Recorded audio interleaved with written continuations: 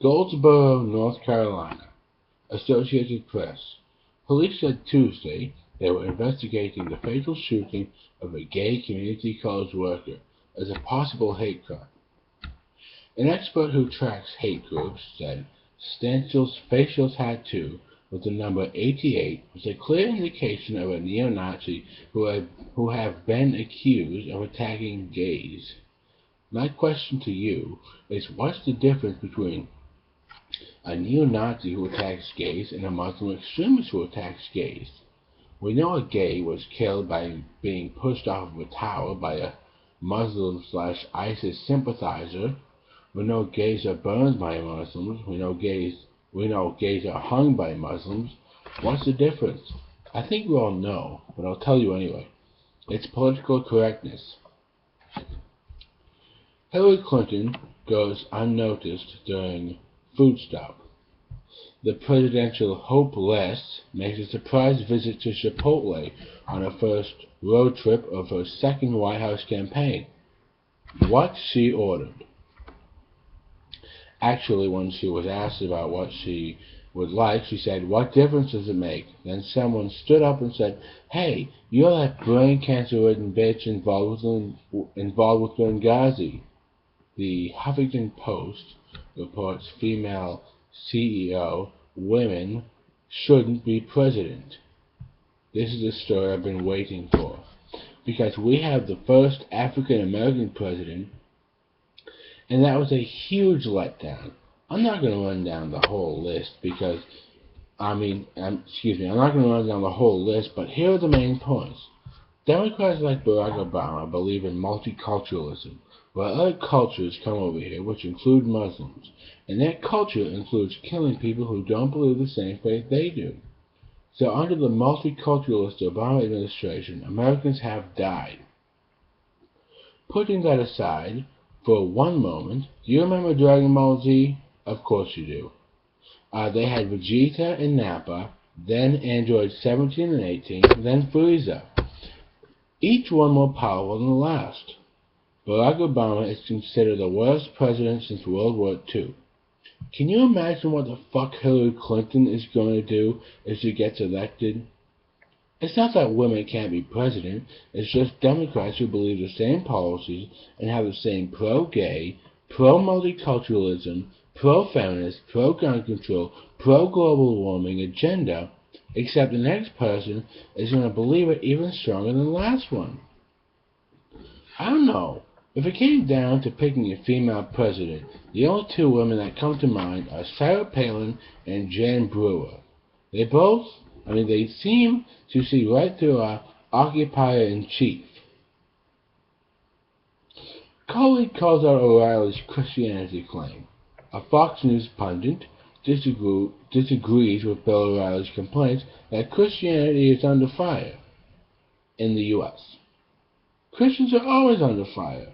Muslims hate and kill gays, but Christians get heat for not supporting same-sex marriage. And not only that, but I don't know if Bill O'Reilly's a Christian, but he believes marriage should be between a man and a woman. And he said, if two men can get married, why not marry a turtle? And so on. And they get heat and are under fire for comparing gay marriage to pedophilia and bestiality, when in reality, they're just questioning where you draw the line. By the way, I said this in a video before, a Presbyterian church should recognize same-sex marriage as a commitment between two people. But 3 Thai gay men got married. I'm not kidding. The article says 3 gay men get married in the world's first 3-way gay wedding. They were right to question the boundaries, but they still get under fire regardless. Come to your own conclusions. How a 2.5-block walk threatens to tear a family apart. On Sunday, a 6-year-old Devorah Mativ and her brother Rafi, 10, decided to walk home alone from a park near their house in Silver Spring, Maryland. During the 2.5-block walk between the park and their home, a neighbor spotted the kids and called the police. Now, I was on my way to work, and I was listening to this on Jeff Cooner's show. A caller called up, instead about Bill Cooksey, he was playing the what if game. What if this happened? What if that happened? Then Cooksey said, you have to play the what if game when it comes to your kids. So he made an example like, my kid's crossing the street, what if he gets hit by a bus? That's too big of a risk for me to take. Alright guy, I'm calling you out, Cooksey. Let's play.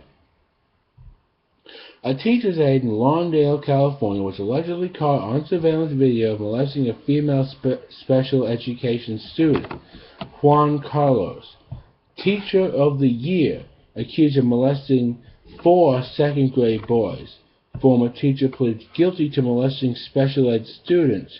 A teacher's aide in Appleton, Wisconsin has been arrested and charged with molesting a 17-year-old special education student whom she called her soulmate. I don't want to send my kid to public school because what if they get molested? Nobody seems to have a problem not worrying about that. The murder rate in Maryland is 0.04. Rape is 0.34. Assault is 2.29. We're talking about an area with almost 6 million people. Plus, a rapist isn't going to stop what he was about to do just because a parent happens to be there. Here we go again. What if he's bigger than that parent? So all in all, if that situation comes to life, all you need is a gun to prevent that from happening. But hey, we're back at square one again with gun control, and you can thank liberals for that.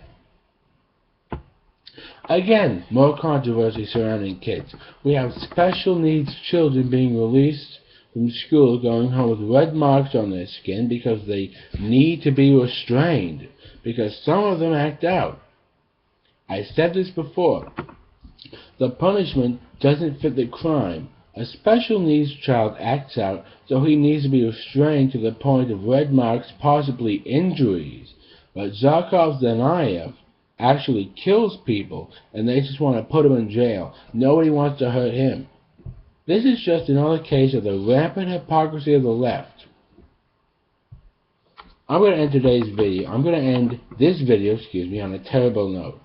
Special needs kids need to be treated special, and red marks on their bodies don't count as special unless it's a 50% off from a dominatrix who appropriates herself with bondage.